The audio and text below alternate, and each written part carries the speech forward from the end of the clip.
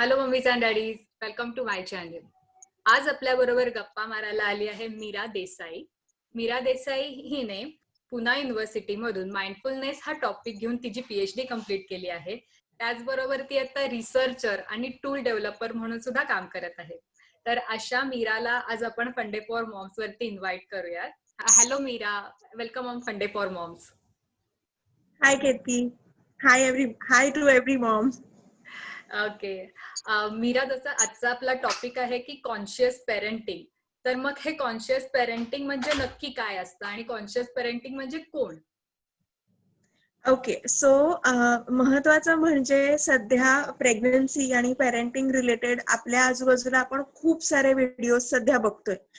माझ्या स्वतःच्या एक्सपिरियन्स वरून मी सांगते की सुरुवातीला जेव्हा मी कॉन्शियस पेरेंटिंग बद्दल वाचलं तेव्हा मुळात मी घाबरून गेले की बापरे, आपण असे वागलो तर आपली मुलं तशी बनतील का, किंवा आपण तसे वागलो तर आपली मुलं तशी बनतील का. सो सर्वात महत्वाचं म्हणजे कॉन्शियस पेरेंटला स्वतःचं बिहेवियर फक्त कॉन्शियसली नोटीस करायचंय. जर का आपण ए वागलो तर मुलं लगेचच बी बनतील असा नियम नाहीये. So it is not going to be A is equal to B. म्हणजे एखाद दिवशी आपण चिडून मुलांना ओरडतोच, सो नंतर त्याच्यावरती कधीच असा विचार करू नका की अरे देवा, आता ह्याचा त्याच्या डेव्हलपमेंट वरती कसा परिणाम होईल. So conscious parent is more or less a parent who is aware of his actions. So असे पालक की ज्यांना स्वतःच्या आपल्या वागणुकीची थोडीफार जाणीव आहे आणि त्याच सोबत आपल्या मुलांच्या वागणुकीकडेही आपण थोडंसं जाणीवपूर्वक फक्त लक्ष देतोय. प्रत्येक गोष्ट तोडून मोडून घडवणं गरजेची नाही, ती घडणारच आहे, फक्त आपण तिच्याकडे एका जबाबदारीने बघतोय. अच्छा, ओके. आणि जसं या कॉन्शियस पेरेंटिंगला आपण म्हणतो की प्रेग्नन्सी पासूनच सुरुवात होते, तर मग त्याबद्दल काय सांगशील? म्हणजे तू कशी प्रिकॉशन्स घेतल्या होत्या आणि कसं पुढे झालं? खरं सांगायचं तर माझी पीएचडी चालू असताना मी प्रेग्नंट होते आणि जेव्हा मी माझा थिसिस लिहित होते तेव्हा नीरजा माझ्या पोटात मोठी होत होती. सो कुठेतरी असं व्हायचं की मी खूप वेळ बसून टायपिंग करायचे आणि ज्या विषयाबद्दल मी टाईप करत होते it was about mindfulness. So आपण स्वतःकडे कसं लक्ष दिलं पाहिजे, भविष्या किंवा भूतकाळाचा विचार करण्यापेक्षा वर्तमानावरती लक्ष कसं ठेवलं पाहिजे, स्वतःकडे कोणत्याही जजमेंट्स मधून किंवा सतत चष्मा लावून न बघता कधीतरी मोकळेपणाने बघितलं पाहिजे, ही सगळी वाक्य मी रोज टाईप करत होते. आणि त्याच्यातनं मला असं लक्षात आलं की अरे पण ह्यातल्या किती गोष्टी आपण आपल्या बाळासाठी करतोय. सो तेव्हा मी काही पुस्तकं वाचली, थोडं गुगल केलं, माझ्या मैत्रिणींशी बोलले आणि माझ्या लक्षात आलं की आत्ताच मी जर का व्हिज्युअलायझेशन वगैरे टेक्निक्स तर ऑनलाईन किंवा तुम्ही ज्या गायनेकोलॉजिस्ट कडे जाता ते सुद्धा आपल्याला सांगतात की तुम्ही व्हिज्युअलाइज करा, तुमचं बाळ कसं असेल, हेल्दी असेल. सो बाळाची किंवा अगदी ते चार्ट बोर्ड सुद्धा बनवायला सांगतात की बाळ माझं असं हवं, तर त्या पद्धतीचं ऍडजेक्टिव्ह तुम्ही चार्ट बोर्ड वरती लिहा आणि इमॅजिन करा. मला हे सगळं थोडंसं फॅन्सी वाटायचं. सो मी एक छोटी पद्धत तयार केली होती की जेव्हा जेव्हा मी माझ्या बाळाचा विचार करते तेव्हा तेव्हा मी एक प्रार्थना बनवली होती. आता प्रार्थना आपण रोज देवाला नमस्कार करतो, अनेक प्रार्थना म्हणत असतो. सो मी जी प्रार्थना डेव्हलप केली होती, ज्याला अफर्मेशन टेक्निक्स असं म्हणतात किंवा प्रेयर थेरपी असं सुद्धा म्हणतात. सो त्याच्यामध्ये मी रोज असं प्रे करायचे की माझी डिलिव्हरी नॉर्मल होईल, माझं बाळ हेल्दी जन्माला येईल आणि माझं हेल्दी जन्माला आलेलं बाळ हे अतिशय समजूतदार आणि अतिशय समजूतदार असेल. माझ्यासाठी somehow maturity was that quality that I wanted in my baby for sure. So त्या काही निवडक क्वालिटी, आता अशा अनेक गोष्टी असतात, सुंदर हवं, हे हवं, ते हवं. तुम्ही स्वतःची एक प्रायोरिटी बनवा, अशा गोष्टी ज्या तुमच्यामध्ये किंवा तुमच्या पार्टनरमध्ये प्रेझेंट असतील. म्हणजे तुम्ही शॉर्ट टेम्पर्ड असाल तर शांत मूल हवं अशी प्रार्थना करून ते काही शांत जन्माला येणार नाही. सो थोडंसं अशा पद्धतीने प्रार्थना करणं. आणि दुसरी महत्वाची गोष्ट जी मी केली ती म्हणजे रोज सकाळी उठल्यानंतर मी मोकळ्या हवेत बसून बाळाशी एकाग्र होऊन एक ओंकार म्हणणं आणि त्याच्यानंतर आपले जे काही रोजचे मंत्र असतात ते म्हणायचे. पण ओंकार वॉज द क्रक्स आणि त्याचा फायदा मला असा दिसला की नंतर जेव्हा केव्हा नीरजा खूप जोरात रडायची, म्हणजे आपण म्हणतो की मुलांना कॉलिक वाले अटॅक्स येतात किंवा ह्या गोष्टी. सो जेव्हा केव्हा नीरजा रडायची जोरात आणि मला कारण समजायचं नाही, तेव्हा मी सरळ तिला छातीशी धरून ओंकार म्हणायचे आणि ते ओंकार म्हणताना ती आपोआप शांत होत जायची. आणि महत्वाचं सांगते, हे ट्रिक माझ्या सासूबाईंनी बघितली आणि एक दिवस रडत असताना त्यांनी तिला जवळ घेऊन त्या ओंकार म्हणायला लागल्या, पण ती शांत होईना. सो लक्षात ठेवा, जेव्हा तुम्ही ओंकार प्रॅक्टिस करत असाल तेव्हा इट इज अबाउट तुमची धडधड, तुमची व्हायब्रेशन्स, ह्या सगळ्याची त्या मुलाशी बनणारी अटॅचमेंट. त्यामुळे नेहमी इव्हन बाळ जन्माला आल्यानंतर तुम्ही मुलाच्या वडिलांना ही गोष्ट शिकवू शकता की वडील जेव्हा मूल झोपत असतं तेव्हा त्यांचा हात छातीवर ठेवून त्याला ओंकार म्हणतील. सुद्धा त्याला आई वडिलांची एक वेगळी व्हायब्रेशन रिलेटेड अटॅचमेंट तयार होते. असं म्हणतात की लहान मुलांना आपलं बोलणं समजत नसतं, पण लहान मुलांना सुरुवातीच्या दिवसांमध्ये आपली टॅक्टाईल सेन्सेशन्सच जवळ असतात. ते व्हिडिओमध्ये फ्लोट होते नाही का, की एखादं मूल कुणाच्या हातात जातं पण रडायचं थांबत नाही, पण जसं त्या आईच्या हातात येतं किंवा आजीच्या हातात जातं तसं ते लगेच रडायचं, कारण त्यांना सेन्सेशन्स असतात. सो ती सेन्सेशन सुरुवातीपासून जागरूक करा, जेणेकरून तुम्हाला नंतर त्याची मदत होईल. अच्छा, नक्कीच.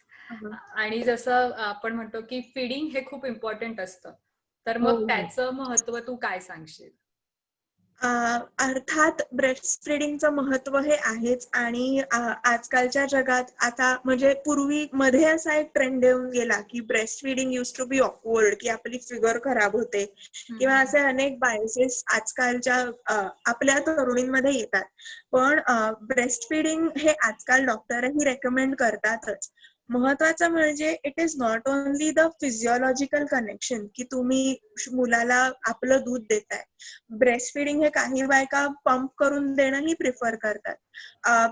वेगवेगळ्या बायोलॉजिकल कंडिशन्समुळे असंही होऊ शकतं की तुम्ही बाळाला स्वतःचं दूध जसं नेहमीच्या पद्धतीने देतो तसं देऊ शकत नाहीये. पण लक्षात ठेवा, सुरुवातीचे 3 ते 6 महिने जेव्हा मूल तुम्हाला दूध देत असता तेव्हा नेहमी ब्रेस्ट फीडिंग करताना try and be one with the kid. तुम्ही मुलाशी समरूप होण्याचा प्रयत्न करा. ह्याच्यावरती म्हणजे माइंडफुल फीडिंग अशी एक कन्सेप्ट अमेरिकेमध्ये वापरली जाते. सो आपण आपलं बाळ जनरली भारतीय पद्धतीमध्ये असं हातात घेतो, त्यांनी असं हातात घेण्यासाठी पिशव्या बनवल्या. सो त्या पिशवीत ते बाळ ठेवतात आणि बाळाला ब्रेस्ट फीड करतात, जे आपण पूर्वी पदर झाकत करत होतो तसंच, अगदी तसंच. सो जेव्हा तुम्ही हे करत असता तेव्हा ते सांगतात की तुम्ही तुमच्या श्वासोश्वासासोबत बाळ कसं तुमचं दूध ओढतंय ह्याच्याकडे लक्ष द्या. सो जेव्हा तुम्ही बाळाच्या सकिंग पॅटर्न्स कडे लक्ष द्याल तेव्हा आपोआप ते बाळ जास्त आनंद, मला सांगताना सुद्धा काटा येतोय कारण मी करायचे आणि I can still sense it की ती जेव्हा सक करायची तेव्हा I used to be one with her. अगदी दरवेळेला शक्य होत नाही, एस्पेशली वर्किंग मॉम्स. बरेच वेळेला ऑफिसची मीटिंग चालू असते आणि आपण एकीकडे फीड करत असतो, पण दिवसातनं 1 किंवा 2 फीड तुमची अशी ठेवा ज्याच्यामध्ये तुम्ही बाळाशी पूर्णपणे एकरूप होताय. बाळ कसं सक करतंय, किती सक करतंय, आपल्या शरीरातून ते दूध पास होतंय, अगदी ह्या सगळ्या गोष्टींची हळूहळू जाणीव व्हायला लागते.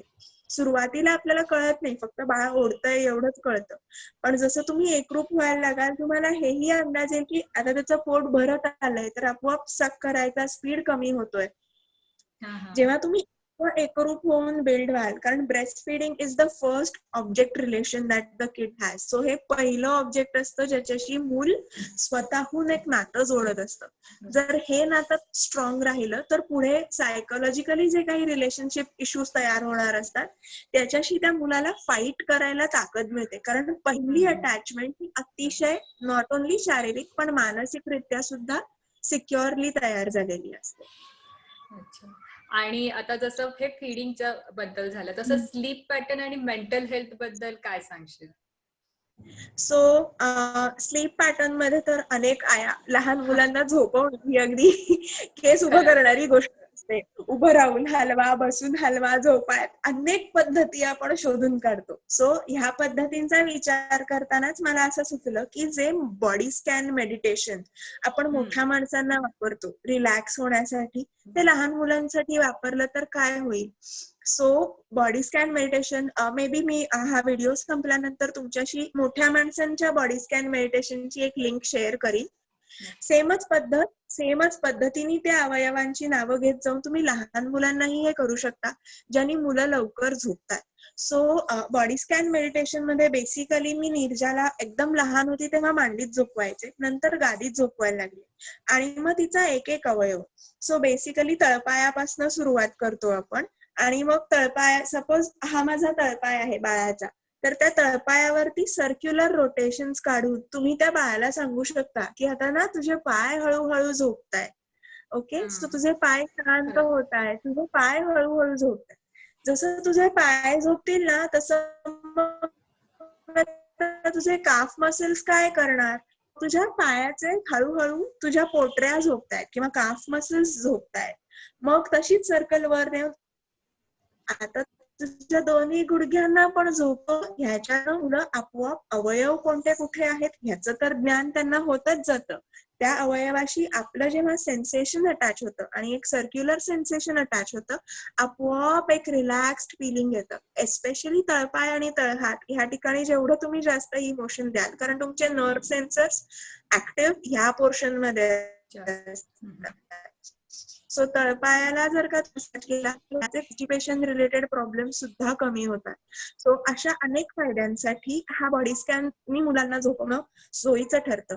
सुरुवातीला मुलं वळवळ करतात कारण त्यांच्यासाठी हे सगळं नवीन असतं, पण जेव्हा त्यांना ह्याच्यातनच आपल्याला शांत वाटतं ही जाणीव होते तेव्हा ह्याची आपोआप मदत व्हायला लागते. आणि बाय द टाइम तुम्ही डोक्यावरती मसाज करायला येता तोपर्यंत मुलं झोपून जायला लागतात. ह्याच्यात तुम्ही जोडीला जर तुम्हाला आवडत असेल किंवा मुलांना गाणं ऐकायची सवय असेल तर एक रिलॅक्सिंग म्युझिक किंवा अगदी तुमच्या अंगाई गीतं जी आपण नेहमी वापरली जातात ती सुद्धा म्हणत त्यांना हे मसाज केला तरी चालेल. म्हणजे मी तर कधी कधी नीरजाला जेव्हा सेम माझ्या वाक्यांचा कंटाळा यायचा तेव्हा मी गाण्याच्या आवाजामध्येच ती वाक्य म्हणायचे, काहीतरी चाललं म्हणून की बाबा नीरजाचे तळपाय झोपले शांत शांत झोपले. ह्या एका सुरू व्हॉइस मधून सुद्धा मुलांना त्याच्यातली झोप कळायला लागते. म्हणजे मोठी झाल्यानंतर तीच मला सांगायला लागली, आई शांत शांत झोपव मला. सो तसं करून झोपवता.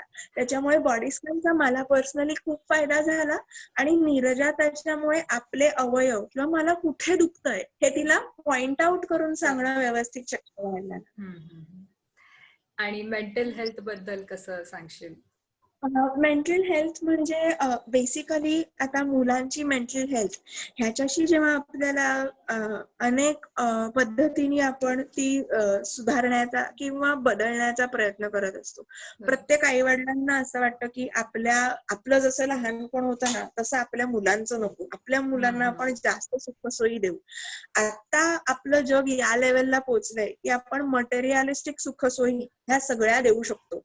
म्हणजे तुम्ही 70 प्रकारचे क्रेडल आणा, 80 प्रकारची खेळणी आणा, पण मानसिक स्वास्थ्यासाठी ज्या गोष्टी आहेत ज्या कम्युनिकेशन मधूनच घडल्या पाहिजे त्याच्यासाठी आत्ताचे आई वडील विविध प्रकारचे प्रयत्न करू शकतात. कारण फॉर्च्युनेटली आता जी मुलं जन्माला येणार आहेत ना ती एका परफेक्ट जगामध्ये जन्माला येणार आहेत जिथे त्यांना कोणत्याही मटेरियलिस्टिक गोष्टीसाठी झगडायचं नाही. म्हणजे अगदी पेन पेन्सिल सुद्धा ऍडजस्ट करायची नाहीये. आता त्यांना झगडायचंय ते पूर्णपणे मानसिकरित्या झगडायचंय.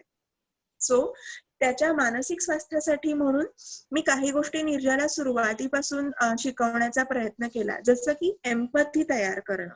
एम्पॅथी म्हणजे दुसऱ्याचं दुःख समजून घेण्याची क्षमता आणि ऍट द सेम टाइम स्वतःचंही दुःख सांगता येणं. लहान मुलांमध्ये ही क्षमता अगदी सुरुवातीपासून तुम्ही तयार करू शकता. अगदी साधा विचार करा, जेव्हा मूल पडतं तेव्हा आपण त्याला काय म्हणतो की अरे जाई काही नाही उंदीर पळाला. सो आपण त्याला काय सांगतो, फ्लाईट, किंवा अरे त्याला हट कर, तू जिथे पडलास ना जमिनीला हट कर, और फाईट. सो आपणच सुरुवातीपासून इग्नोरन्स किंवा अग्रेशन ह्या दोन्ही गोष्टी मुलांमध्ये इन्सर्ट करत असतो. आता मोठं झाल्यावर विचार करा, भाजी चिरताना जेव्हा आपलं सुरीवर बोट कापतं तेव्हा आपला नवरा जर आपल्याला म्हणाला काही नाही सोडून दे, काही नाही झालं, उंदीर पळाला, किंवा म्हणाला अरे हाट कर त्या सुरीला, 2 अजून दे दणके, कसं वाटेल तुम्हाला? तेव्हा तुम्हाला अपेक्षा कसली असते, अगं ग कापला का ग हात? मग आपण हे बरोबर करतोय का लहान असताना? हे एम्पॅथी बिल्डिंग अगदी लहान असल्यापासून करणं गरजेचं आहे. सो लहान असतानाच जर का मुलांना तुम्ही हे समजावलं की ऐक लागलं का ग तुला, जसं तुला लागलं तसं त्या जमिनीला पण लागलंय किंवा तसं त्या खुर्चीला पण लागलंय. सो मी खुर्ची तुला माया माया करते आणि तू खुर्चीला माया माया कर. दिस इज बेसिक एम्पॅथी 101, की तुम्ही दुसऱ्याचं दुःख समजून घ्या आणि दुसराही तुमचं दुःख समजून घेऊ शकेल. मिर्जाच्या बाबतीत मी हे अगदी सुरुवातीपासून केलं. आणि एक गोष्ट लक्षात ठेवा, जर का तुम्हाला कळलंय किंवा तुम्हाला एखादी गोष्ट सवय लावायची आहे, तर त्याचं बंधन तुमच्या सासू सासऱ्यांवर किंवा नवऱ्यावर आणू नका. सो जसं की ही गोष्ट मीच नीरजाला शिकवत होते की एम्पॅथी, तू पडलीस तर असं नाही, तू जमिनीला माया माया कर, जमीन तुला माया माया करते. आता ही गोष्ट मी सुरुवातीला सासू सासऱ्यांना समजावायचा प्रयत्न केला, पण मग ऑफकोर्स पहिलं उत्तर जे मिळतं ते असं असतं, आम्हाला काही कळत नाही का, आम्ही लहान मुलं मोठी नाही केलीत का. सो नेहमी त्यांच्या या वाक्यांचा तुम्हाला कितीही राग आला तरी आदर करायला शिका. शेवट मूल तुमचं आहे हे लक्षात ठेवा आणि ज्या सवयी तुम्ही लावणार आहात त्याच महत्वाच्या ठरतात. नंतर असं व्हायला लागलं की आजी आजोबांनी जरी हाट केलं तरी नीरजा स्वतःहून सांगायला लागली, हाट नाही, त्याला पण लागलंय, मी त्याला माया माया केलं पाहिजे. सो तुम्ही तुमच्या परीने पूर्णपणे सवयी लावा. त्या सवयी तुमच्या बरोबरच्या माणसांवर किंवा इतरांवर लादण्याचा प्रयत्न करू नका. कायम लक्षात ठेवा की लहान मूल मोठं करण्यामध्ये चूक आणि बरोबर असं काही नसतं. एक तुमचा पर्स्पेक्टिव्ह आणि तुमचा व्ह्यू असतो. सो त्या व्ह्यूनी तुम्ही फॉलो करत राहा, तो दुसऱ्यांवरती लादण्याचा प्रयत्न करू नका. कारण आपल्याला आपली मुलं रेझिलियंट, आपल्याला आपली मुलं सगळ्या गोष्टींची फाईट करू शकतील अशी बनवायची. सो आपोआप त्यांना जे पटतंय तेच ते अब्सॉर्ब करतात आणि हळूहळू तीही नाही म्हणायला शिकतात.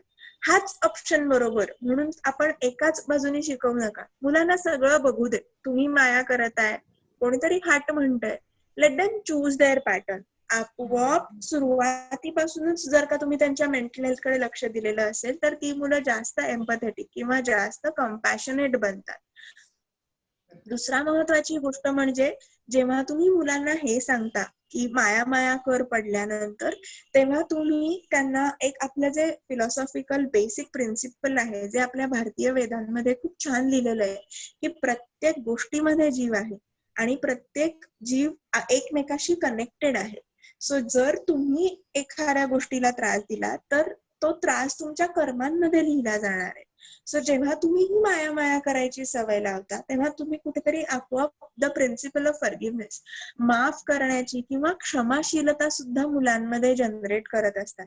ते धरून ठेवत नाहीत मनात. जेव्हा आज ते मूल जमिनीला माया करेल तेव्हा उद्या शाळेत गेल्यावरती तेच मूल स्वतःच्या मैत्रिणीलाही माया करेल. अगदी छोटं उदाहरण, माझ्या भावाची मुलगी ही माझ्या मुली एवढीच आहे वयाला. सो जेव्हा ती हिला मारते तेव्हा ही तिला म्हणते, अच्छा तू मला मारलंस का. कधीतरी अरेला कार्य होतं, पण बरेच वेळेला असं होतं की तू मला मारू नकोस, मी असं नाही केलेलं तुला. नाही म्हणण्याची क्षमता ही मुलांमध्ये आपणच सुरुवातीपासून रुजवू शकतो. हे म्हणण्यासाठी त्यांच्या नाहीचा आदर करणं गरजेचं आहे. So apart from empathy, assertiveness ही एक दुसरी गोष्ट आहे की जी मुलांमध्ये तुम्ही खूप लहान असल्यापासून तयार करू शकता. असर्टिव्हनेस म्हणजे कोणालाही न दुखावता आपलं म्हणणं मांडता येणं. अनेक वेळेला आपल्याला अनेक गोष्टी आवडत नसतात. काही वेळेला आपण जाऊ दे मरू दे, बोलायचं कशाला म्हणून त्या सहन करून टाकतो, किंवा काही वेळेला मला हे चालणारच नाही म्हणून भांडायला उठतो. ह्या दोन्हीच्या मधली फेज इज असर्टिव्हनेस. सो लहान मुलांना सुद्धा हा असर्टिव्हनेस तुम्ही लहान अगदी सुरुवातीपासून शिकवू शकता. कसं तर त्यांच्या नाहीला रिस्पेक्ट करा. मी अनेक आया अशा बघितलेल्या आहेत की ज्या नाही, ती नाही म्हटली ना तरी मला माहितीये तिला भूक आहे म्हणून मुलांना भरवतात, किंवा तिची वेळ झालीये म्हणून मुलांना भरवतात, आणि नंतर क्रिप करतात की तिला भूक लागली तरी सांगतच नाही, तिला बळजबरीनेच भरवायला लागलं. अहो पण जेव्हा सुरुवातीला ती नाही म्हणत होती, मला मान्य आहे की त्यांना सुरुवातीला नाही म्हणताना कळत नसतं, पण कळत नसतं म्हणून तुम्ही ते त्यांना कळूही देत नाही. नंतर सुरुवातीलाच जर का तुम्ही त्यांच्या नाहीला महत्व दिलं, एस्पेशली इन केस ऑफ खाणं पिणं आणि सुसू ट्रेनिंग. सो सुरुवातीलाच जर का तुम्ही त्यांच्या नाही आली का बाथरूम, ओके, मग जेव्हा ती जमिनीवर करेल तेव्हा तिला तिच्या नाहीचं महत्व सांगा की अगं बाळा तू नाही आली म्हटली होतीस, मग आता आपली पॅन्ट ओली झाली, मग आता आपल्याला हे पुसून साफ करायला पाहिजे. मग आपली म्हटली नसतीस आणि बाथरूम मध्ये आली असतीस. हे ऐकायला फार पॅसिव्ह वाटतं. म्हणजे सुरुवातीला जेव्हा मी हे करायचे ना, मलाही असं वाटायचं की काय आहे, तिला कळत तरी असेल का. पण थोडे दिवसांनी रट्टा मारून का होईना ती माझी वाक्य मला सांगायला लागली. कुठेतरी ते सिंक इन व्हायला लागलं आणि नंतर ती आपोआप स्वतःहूनच म्हणायला लागली. आता असं होतं की जेव्हा भूक लागलेली असते, आपण तिला म्हणतो खायला हवाय का, नाही, ओके नकोय, ठीक आहे. भूक लागली की ती आपोआप येणार आहे. पण त्या नाहीचं महत्व तिला सुरुवातीपासून कळणं आपल्या मुलाला फार महत्वाचं राहतं. जर आपण त्यांच्या नाहीचा रिस्पेक्ट केला नाही ना, तर व्हिडिओ बघायचा नाही यावाल्या आपल्या नाहीचा सुद्धा ते रिस्पेक्ट करत नाही. सो त्याही बाबतीमध्ये अगदी नीरजाला एक सवय लावायचा प्रयत्न केला होता की असर्टिव्हनेस किंवा सेल्फ कंट्रोल तयार करणं. की तू व्हिडिओ बघतेस ना, ओके, मी म्हणते म्हणून बंद करू नको. सुरुवातीला मुलं फोन हातातनं काढून घेणं ही सगळ्या आयांसाठी परीक्षा असते. सो सुरुवातीला मुलं रडतात, सगळं करतात, पण एक तुमचा व्हर्बल कॉन्टेंट त्यांच्यापर्यंत पोहोचू द्या की बाबा बाळा, हे शेवटचं गाणं आहे तुझं, हे झाल्यानंतर तू स्वतः बंद कर. तू स्वतः बंद केलंस ना तर आपण हे करू. सुरुवातीला ते स्वतः बंद करणार नाहीत, कारण ते कंडिशनिंग झालेलं नाहीये. पण स्वतः बंद कर असं काढून नंतर बंद करणं, किंवा एक बेसिक क्लोजर बद्दलचा अवेअरनेस, भस्कन काढून घेण्यापेक्षा गोष्ट त्याच्याबद्दलचा एक अवेअरनेस निर्माण करा की आता हे संपत आलंय, आता अजून 5 मिनिटांनी मी करणार आहे. सो निर्जालाच्या बाबतीत मी असं करायचं की सुरुवातीला मी म्हणायचे की आता हे शेवटचं गाणं, मग क्रॉस युअर हार्ट, मग तू बंद करशील ना, मग क्रॉस युअर हार्ट हे अगदी तिचं ठरलेलं की हे म्हणजे शेवटचं, ह्याच्या पलीकडे काही नसतं. ऑफकोर्स आता ती 3 वर्षाची होत आली आहे, तर आता तिला कळतं की क्रॉस युअर हार्ट मोडलं तर काही होत नाही, पण काही होत नाही म्हणजे मोडलं तर आई बंदच करते. मग तुम्ही आणि तिने एक बाउंड्री सेट करताना तुम्ही अशा पद्धतीने करू शकता, जिथे तुम्ही लहान मुलाचाही कन्सल्ट घ्या. तुमचं बाउंड्री सेटिंग त्यांच्यावरती लादू नका. ह्याच्यातूनच आपण त्यांना असर्टिव्हनेस साठी ट्रेन करत असतो की पुढे ते योग्य ठिकाणी बाउंड्रीज, की एखादी गोष्ट करायची आहे तर एका लिमिट पर्यंत ठीक आहे, त्याच्या पलीकडे जाऊन तुम्ही ती गोष्ट करू नये, ह्याच्यासाठी स्वतःला नियम घालणं हे तुम्ही अगदी लहानपणापासून चालू करू शकता. आणि शेवटची आणि सगळ्यात महत्वाची गोष्ट जी मला तुमच्याशी सांगावीशी वाटते, ही मुलांना स्वतःबद्दलचा अवेअरनेस तयार करायला शिकवा. आपण स्वतःबद्दल विचार करायला फार उशिरा शिकतो. म्हणजे मी तर आता अगदी निर्भयाच्या जन्मानंतर स्वतःबद्दल विचार करायला लागले की मला काय वाटतंय, मी कोण आहे वगैरे. सो एक इंटरनल फोकस. आता माइंडफुलनेस मेडिटेशन किंवा कोणत्याही प्रकारची ध्यानधारणा ही आपल्या कल्चरमध्ये सुद्धा आणि वेस्टर्न कल्चरमध्ये सुद्धा तुम्ही 2.5 ते 3 वर्षापासून मुलांमध्ये तयार करू शकता. आपण जेव्हापासून जनरली मुलांना श्लोक शिकवायला लागतो ना, तेच हे वय. सो ह्या वयामध्ये मुलांना मुलांच्या भावनेबद्दलचा अवेअरनेस आणून देणं की मी चिडतीये किंवा तू चिडलायस, तुला चिडल्यासारखं वाटतंय का. ह्याच बरोबर मी एक महत्वाची गोष्ट तुम्हाला सजेस्ट करीन, ती म्हणजे मुलांना स्वतःचा श्वास ओळखायला शिकवा, तुमची धडधड ऐकायला शिकवा. ह्याच्यातनं मुलांना एक तुमची धडधड ऐकताना तुमच्याशी बॉन्डिंग तर तयार होतच, पण जेव्हा मुलं स्वतःचा श्वास घे असं म्हटल्यावरती मी निर्जाला करून दाखवायचे की असं कर, मग याला श्वास म्हणतात. आता जेव्हा मुलं तुम्हाला टेम्पर टँट्रम्स देतील तेव्हा तुम्ही मुलांना सांगा, अगं तुझा श्वास कुठे गेला, लपला वाटतं, तुझा श्वास कुठे आहे, श्वास घे असं म्हटल्यानंतर ती मुलं पटकन श्वास घेतात आणि ती इमोशन तिथे ब्रेक होते. मुलाचं चिडून रडून झालं की मग तुम्ही त्यांना सांगा की ही जी ऍक्शन तू केलीस, हे जे तुझं वागणं होतं, ह्याला चिडणं म्हणतात. चिडल्यावरती तुझं हे पद्धतीचं नुकसान झालेलं आहे. सो मी तुला ओरडले, तुला फटके बसले, ह्या सगळ्या गोष्टी चिडल्यामुळे झाल्या. सो जेव्हा जेव्हा तुला राग यायला लागेल ना, तेव्हा मोठा श्वास घे. किंवा कधीतरी मुलं अगदी उगाच हट्ट करत असतात, तेव्हा तुम्ही त्यांना सांगा की श्वास घे आणि शांतपणे मला सांग. To break that chain of emotion, श्वास घेणं is a very important thing. हे तुम्ही स्वतःच्या बाबतीतही करू शकता. मूल रडत असतं, आपला पेशन्स संपतो आणि आपण आता ओरडणार, आता मरू दे तुला काय हवं ते घे, मोडवरती जेव्हा पोहोचतो तेव्हा अगदी खूप सोपं टेक्निक आहे एक मोठा श्वास घ्या, तो फ्लो ऑफ इमोशन ब्रेक होऊ दे. अगदी एक मोठा श्वास किंवा 2 मोठे श्वास घेतल्यानंतर तुम्हाला लक्षात येतं की हा मुद्दा नाहीये किंवा तिच्या चिडचिडीमुळे माझी चिडचिड होते. बेसिक मुद्दा काय आहे याचा विचार करा. चिडचिड कुठून सुरू झाली होती. सो मी अगदी मला माझ्या घरातले सगळे हसतात. ही ना काही झालं की श्वास घ्यायला सांगते, पण त्याचा खरंच उपयोग होतो. कारण it is a basic stop technique. सायकोलॉजीमध्ये आम्ही जे म्हणतो की stop, pause and reflect. So थांबा, एक क्षण थांबा आणि मग तुम्ही रिॲक्ट व्हा एखाद्या गोष्टीवरती. सो हेच ते टेक्निक आहे. श्वास घे, हे जेवढ्या लवकर तुम्ही लहान मुलांना शिकवाल ना, तेवढ्या लवकर ते त्यांच्या इमोशनल आउटबर्स्ट, आवाक्या बाहेर रडणं, आवाक्या बाहेर चिडणं, ह्या गोष्टींबद्दल स्वतःच अवेअर व्हायला लागतील. श्वास घे हे टेक्निक अगदी म्हणजे मला आता हेच पाहिजे करून तिची टेप चालू असते लहान मुलांची. मला आता हेच पाहिजे, हेच पाहिजे, हेच पाहिजे. Break that chain. त्यांना 2-3 वेळा श्वास घ्यायला सांगा. मग त्यांना विचारा की बाबा तुला खरंच ते पाहिजे का? ह्याच्या ऐवजी आपण काय करू शकतो? सो डिस्ट्रॅक्शन वापरताना सुद्धा डायरेक्ट मुलांना डिस्ट्रॅक्ट करू नका. त्याच्याबद्दलचा अवेअरनेस राहू दे. कारण दुखलं, खुपलं किंवा हट्ट ह्याच्याबद्दल जर का तुम्ही डायरेक्ट मुलांना डिस्ट्रॅक्ट केलं तर मोठं झाल्यानंतर तोच पॅटर्न होतो. आपणच आपल्या मुलांना स्वतःकडे दुर्लक्ष करायला शिकवतोय. चिडलायस, डिस्ट्रॅक्ट हो, झोपून टाक.